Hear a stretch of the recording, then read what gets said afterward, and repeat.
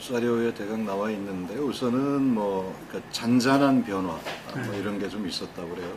있었다고 생각을 해요. 그러니까 4년 동안의 과정을 제가 선거 과정에서 착한 변화라고 얘기를 했는데 생활 주변에 오랫동안 이 고질적인 민원의 대상이 되어왔던 창동 역사 하부 같은 경우는 20년 넘게 말하자면 방치되어 있었던 노점상 창고로 이렇게 쓰여왔던 곳인데 그걸 이제 노점상하고 협의해서 다 치우고 거기 이제 문화공간으로 북카페랄지 문화공간으로 이렇게 탈바꿈 시킨 게 제일 큰 작은 변화지만 20년 넘게 방치되어 왔던 그런 대상지라는 의미가 있다고 생각하고 그래서 그걸 국토교통부에서 대한민국 경관 대상으로 이렇게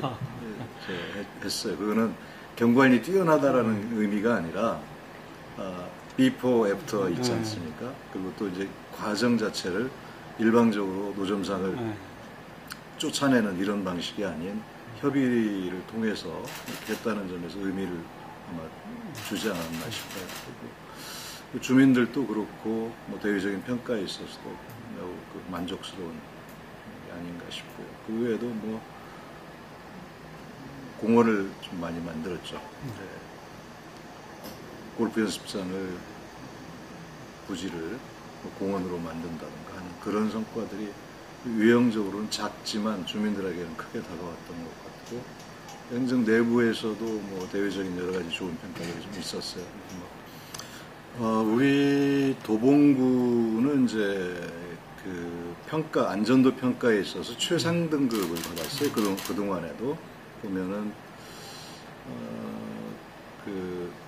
가등급으로 되어 있던데, 도시 안전도 평가에 있어서.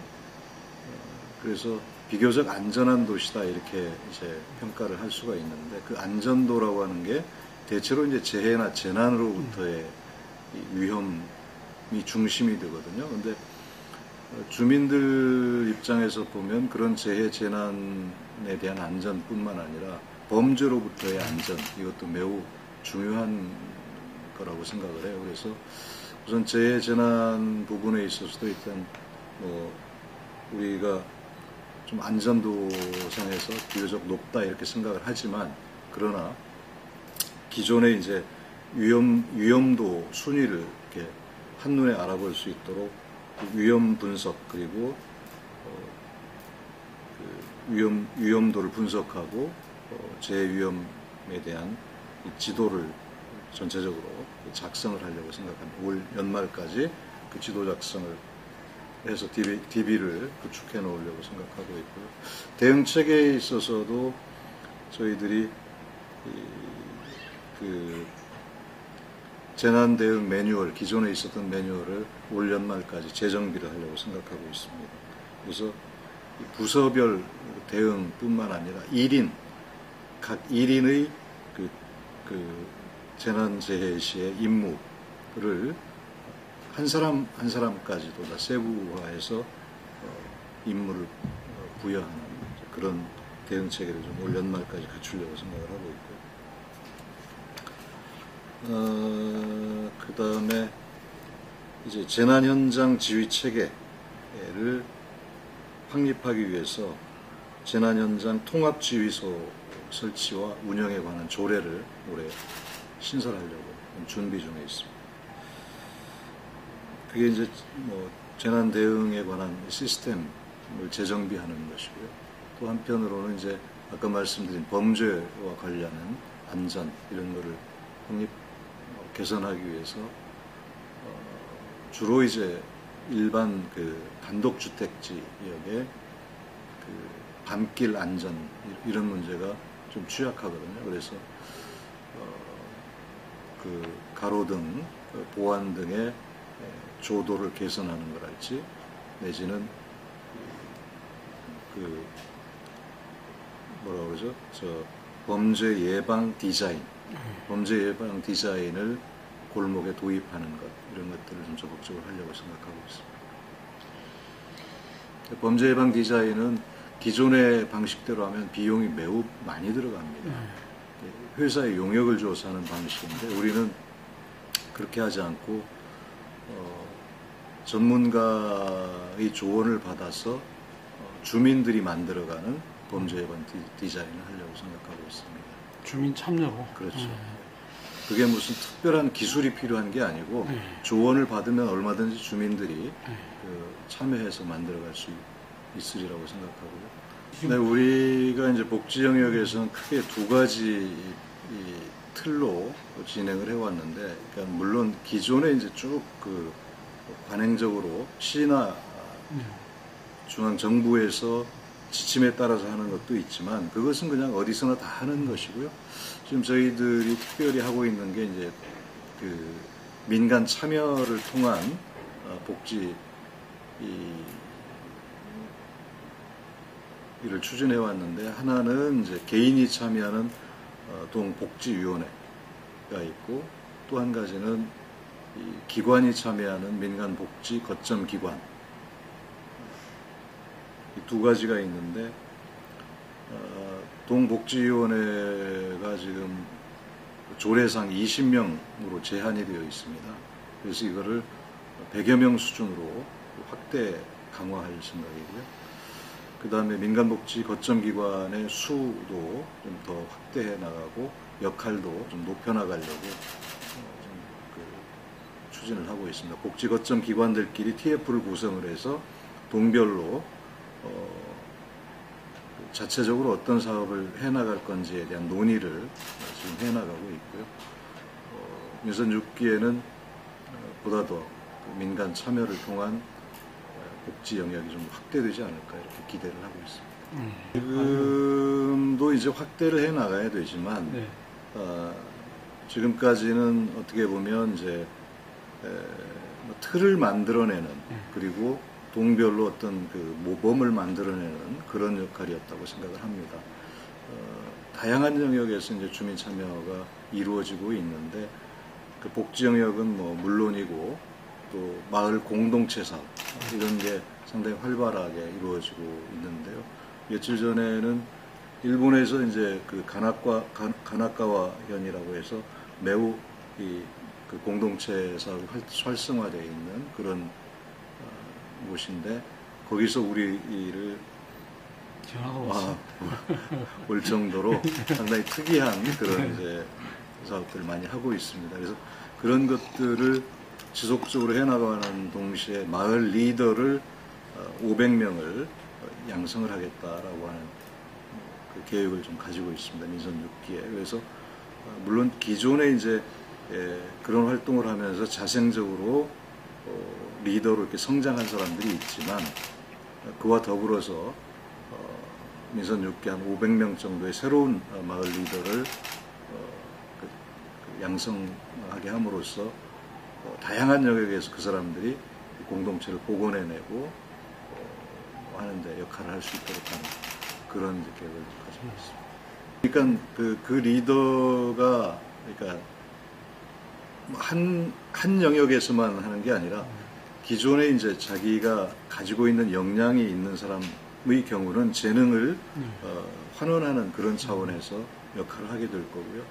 그러면 좀 우리가 중요하게 생각하는 것 중에 하나가 이제 조희연 교육감이 됐지 않습니까? 그래서 도봉구가 이제 혁신교육지구로 지정을 받기 위한 노력을 지금부터 해나가고 있는데, 그 혁신교육지구의 그 핵심적인 내용이 학교 안에서 이루어질 뿐만 아니라 마을이 학교 역할을 할 수 있도록 하는 게 이제 중요한 그 내용 중에 하나거든요. 그 마을 학교의 기능을 담당할 수 있도록 하는 데 있어서도 그 마을의 리더가 매우 중요하고, 그걸 대비해서라도 그 마을 리더의 양성에 매우 의미가 있다고 생각합니다. 복지 영역은 복지 영역, 또는 마을 공동체 사업 등등 다양한 영역에서 그런 리더들이 발굴이 되고 또 양성이 되고 하는, 기존에 이제 우리가 계속 제안을 해왔었고, 이것을 이제 서울시가 받아서 지금은 이제 그 행복사구 플랜이라고 하는 것을 서울시가 이미 발표를 했고요. 그러니까 이것은 이제 창동 역세권 개발이라는 것은 도봉구의 내에 있는 것이지만 전체적으로 큰 틀로 보면 동북 4구라고 하는 그 틀로 볼 수가 있거든요. 동북 4구 발전 협의회라는 것을 그동안에 이제 쭉 2년 반 동안 운영을 해왔는데 이제 그 결과를 1월 달에 1월 달에 발표를 했어요. 그래서 도봉구 입장에서 이제 가장 핵심적인 내용이 바로 이제 창동 역세권에 대한 발전 방안인데요. 그거를 이 방안만 계획만 발표하는 것이 아니라 그걸 뒷받침할 수 있는 서울시의 전담 조직을 지금 구성을 했습니다. 그러니까 행복사구 추진단이라고 하는 그 전담 조직을 구성을 했고 서울시 공무원들과 그리고 각 구에서 파견한 한 명의 실무자가 한 4명이 되겠죠. 그러니까 서울시 공무원에다가 각 구에서 지금 이미 파견이 되어 있습니다. 그래서 이 사업을 전담하는 전담팀이 지금 구성이 되어 있는 거죠. 그래서 서울시 입장에서 매우 핵심적인 그런 사업으로 보고 있고 그래서 전망을 저는 매우 밝게 생각을 하고 있습니다. 그리고 이미 시장의 공약사항에 포함이 되어 있는 것이고요. 조금 더 이제 세부적이고 구체적인 내용들은 그런 행복사구 추진단에서 구체화될 거라고 생각하고요. 큰 방향에 있어서는 이미 정해져 있는 거니까요. 그리고 저희가 이제 이 사업에 대해서 관심을 갖고 끊임없이 서울시에 제안했던 내용은 그 도봉구가 갖고 있는 이제 경제적 취약함, 일자리가 매우 부족하고 서울시 전체적으로 보면 고용률이 한 44% 정도 되거든요. 인구 대비 이제 일자리 수가 고용률인데 44%인데 우리 도봉구의 17%밖에 되지 않습니다. 이것은 얼마나 취약한지를 이제 그대로 드러내주는 수치인데 단순한 이제 뭐 개발이 아니라 그걸 통한 일자리의 창출 이것을 저희들이 목표로 삼고 있는 거죠. 전체적으로 창동 역세권에 대한 이 발전 방안을 실현함으로써 저희는 10,000명 내지 뭐 많게는 한 15,000명 정도 전체적으로 이렇게 되면 그런 정도의 이 새로운 일자리가 창출될 수 있지 않을까 이렇게 기대를 하고 있습니다. 일자리 문제는 다시 말씀드리면 도시의 활력을 증진하는 그런 역할이라고 생각하고요. 도봉구가 뭐 아까 말씀드렸던 민선 5기 동안에 던 착한 변화 이런 거에 대해서는 매우 긍정적으로 평가를 하고 있지만 그와 더불어서 뭔가 도시의 활력을 불어넣을 수 있는 이런 그 대안이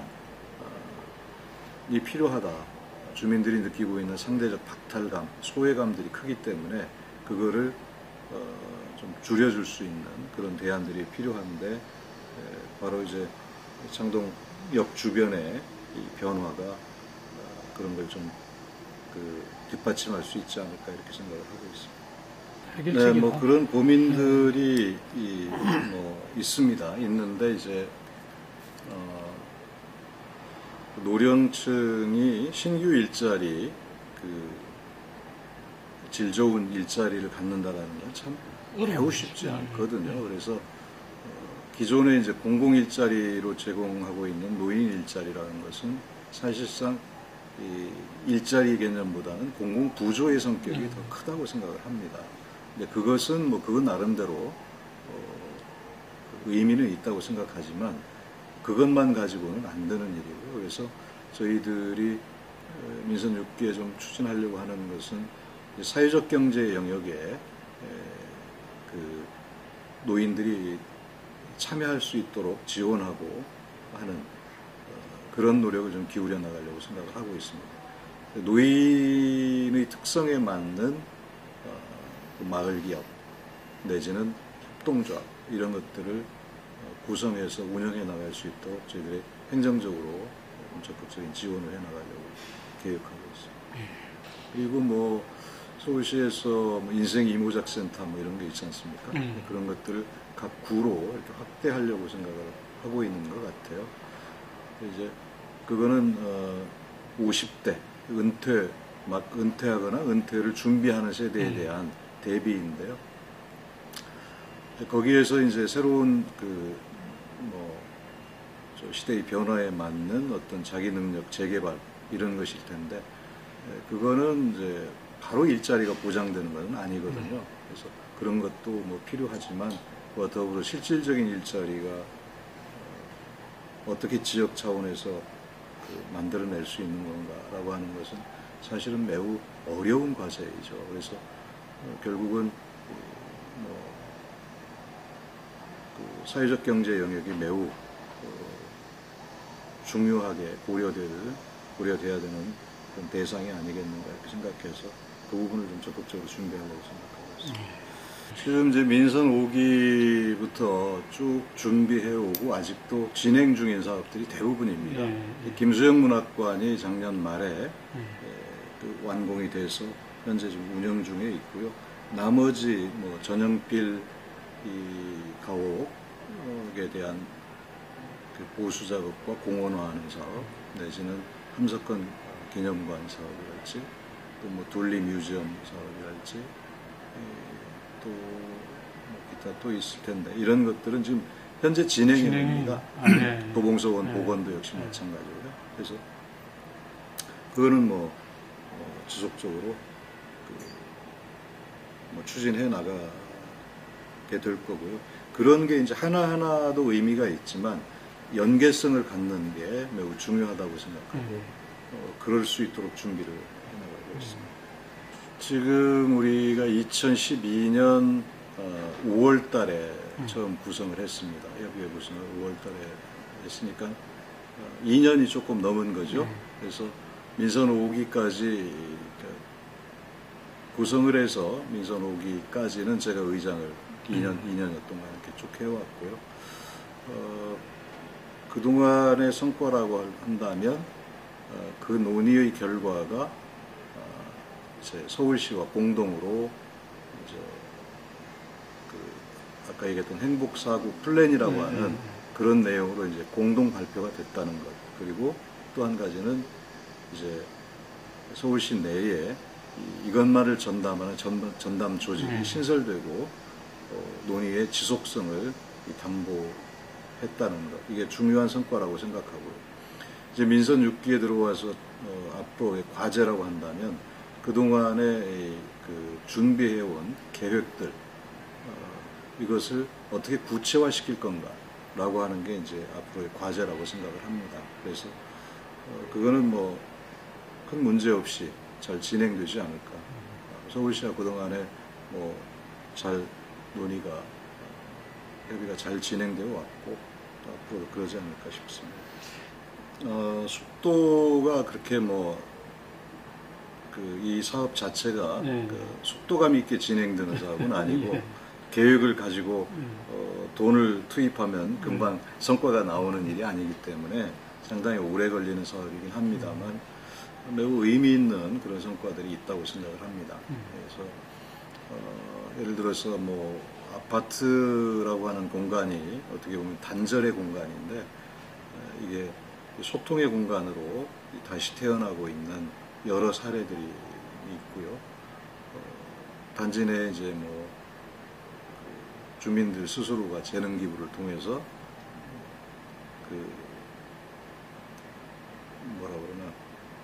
문화학교를 아파트 단지 내에 만든다든가 또 그 외에 다양한 소통 공간들이 이제 아파트 내에 만들어지면서 그걸 운영하는 사람들이 스스로가 성장하게 되는, 리더로서 성장하게 되는 그런 과정은 마을 공동체 사업의 큰 성과라고 생각을 하고요. 앞으로도 그건 계속적으로 지속해 나가려고 생각을 하고 있습니다. 매우 모범적인 사례들이 이제 도봉구 내에서 이제 생겨나고 있는데 예전에는 어디 다른데 가서 견학을 우리가 가고 배워오고 이렇게 했는데 지금은 다른 데서 도보구를 네. 견학하러 오는 수준 뭐 이런 정도가 됐으니까 아직도 많은 변화가 필요하지만 지난 4년 동안 나름대로 의미 있는 그런 성과가 있지 않았나 이렇게 생각을 합니다. 매우 의미 있는 말씀이라고 생각하고요. 사실 지방자치라는 게 말 그대로 풀뿌리 민주주의라고 하지 않습니까? 저는 이제 여러 가지 지방행정이라고 하는 게 매우 루틴한 것들도 많이 있죠. 많이 있지만 민선 5기 저뿐만 아니라 많은 그 단체장들이 소위 말하는 사람 중심의 가치 이런 걸 가지고 그걸 실현해보고자 하는 실험의 과정이었다. 지난 4년이 이렇게 생각하고 지금까지 이제 민선 5기에 이르기까지 이러한 다양한 실험들이 이루어진 집단적으로 다양한 형태로 다양한 도시에서 이런 실험이 이루어진 시기는 없었다고 생각해요. 민선 5기야말로 풍부한 그런 지방자치 내에서의 다양한 실험 이런 것들이 이루어진 시기였다고 생각하는데 말 그대로 이제 풀뿌리 민주주의라고 하지 않습니까? 그러니까 지방자치를 활성화한다라는 것은 민주주의의 저변을 확대하는 것이다. 저는 그렇게 생각하고요. 주민들이 정치적인 그 성향을 가지고 있는 사람도 있고 그렇지 않은 사람도 있지만 그걸 구분하지 않고 실제로 현장에서 참여하는 과정에서 민주주의 훈련을 하게 되고 그것이 바로 그 민주주의의 저변을 확대하는 것이 아닌가 이렇게 생각을 하고 단지 그냥 행정이다 라는 것 이상의 정치적 의미를 나는 가지고 있다고 생각을 합니다.